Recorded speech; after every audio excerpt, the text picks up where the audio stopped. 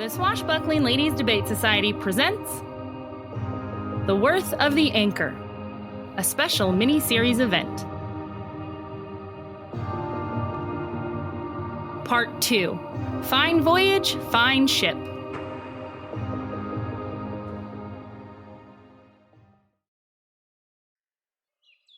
Now, let's see what we are dealing with. Hello, ma'am. I was hoping that you could help me with something. I seem to have lost my friend. Oh no, that's terrible. Is it a dog or a cat? It's actually a person. Oh, I see. Well, it looks like you got plenty of help, though. I see at least 2 fellas in uniform way back there. Don't know what help I could give you that they couldn't. Good luck to you. A moment, please. Someone reported that she might have gone into this home. Did they now? So, if I could just... Well, that's just a mite odd, seeing as there's no houses along this street, and along the other side are all of those pretty plant overhangs by the stars. What are they called? Trellises? That's it. Aren't you the smart one? And since there's no businesses around here, I can't for the life of me think of who might have reported such a thing. Odd, isn't it? Quite. Now, if I could just step inside. I'm afraid not. I'm house sitting, you see, and the owners of the house and the land that it's on, strangely enough, they're private folks and gave me strict orders about who can and can't come in. And I'm afraid I don't know you, Mr. Preston. Preston Pembroke. Well, that's a name I definitely remember, and it's surely not on the list. But good luck. I hope you find your friend. Ma'am. Oh, it's Mrs. Du Mer, Mr. Pembroke. May I speak with Mr. Du Mer? Oh, not unless you got a contact on the other side. How's that? He's no longer among the living. Well, I'm sorry to hear that. Did you know him? I did not. Well, then you can't really know to be sorry. What? Oh, pay me no mind. Just an old woman running her mouth. I'll let you get back to finding your friend. Mrs. Du Mer, may I be frank with you?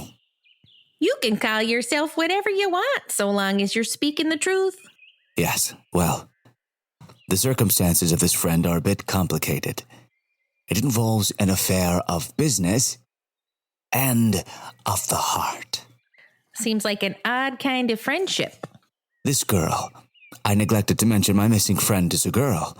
You see, I paid for her passage, and she agreed to work for me to pay back my expense. A simple transaction. Huh. How about that? I know lots of people who'd love to have a job, and they're already here. Seems odd to send for someone so far away when there's folks living here local who would just love a gig. It's a nuanced situation. Oh, sure. Only reason I can think of doing it your way would be so that you had kind of a hold over the person. One that'd be tough to get clear of. Of course, a daft old lady like me, I probably don't understand all that. What with the, what did you call it? Nuances. It was further complicated when we two fell in love. Now this poor girl is confused, lost, and I merely want to find her and bring her home. Home to your home, that is. Our home. Of course. Another nuance. But my, that is quite a tale. Worthy of a song, I'd say. I hope it's a happy one and not one of those tragedies. I hate those songs. I, too, am hoping for a happy ending. Best of luck to you, then. Madam. Oh, now it's Madam. Let's stick with Mrs. Du Mer. I've tried to be cordial, civil, even kind. But we both know that Viv is inside. Make this easy on both of you and send her out to me. Easy seas do not a good sailor make. My old mister used to say that. Very well. Officer, if you join us.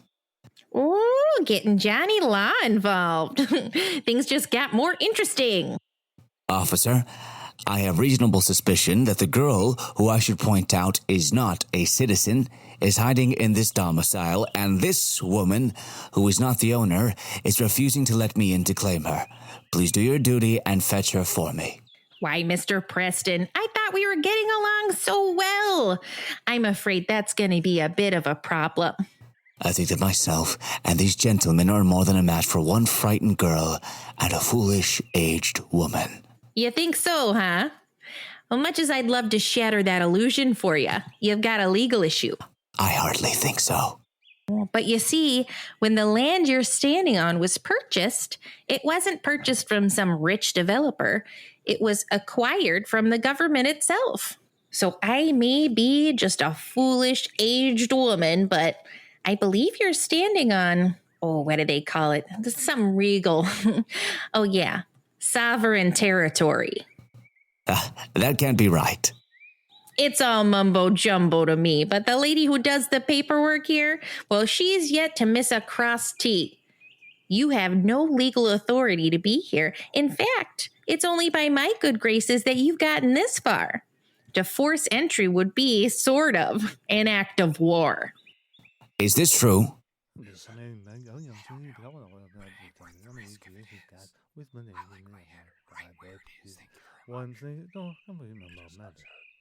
Then what good are you? I'm afraid you've lost this hand, Mr. Pembroke. But I'm sure you've got plenty of other people to exploit. Why not just write this one off as cargo lost at sea? Happens to the luckiest of sailors. Fine. We'll go.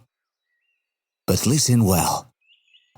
I didn't get ahead by just giving up when things get rough. It is by force of will that I have made it this far, and some soggy bent won't stand between me and what I own. So that's how it is. I see you now, Mr. Pembroke. And what do you see? You're an iceberg. An iceberg. Cold, imposing, powerful. I like it. Oh, I'm sure. But that's all on the top. An iceberg is pretty and serene, so much that you don't see the danger. It's what's underneath, what you don't see, that's going to rip a hole in your hull. I'll be seeing both of you again, very soon. I'll put a fresh kettle on. Good day, Mr. Pembroke. I can't believe you did that for me. Do you think he's gone? For now, but he'll be back.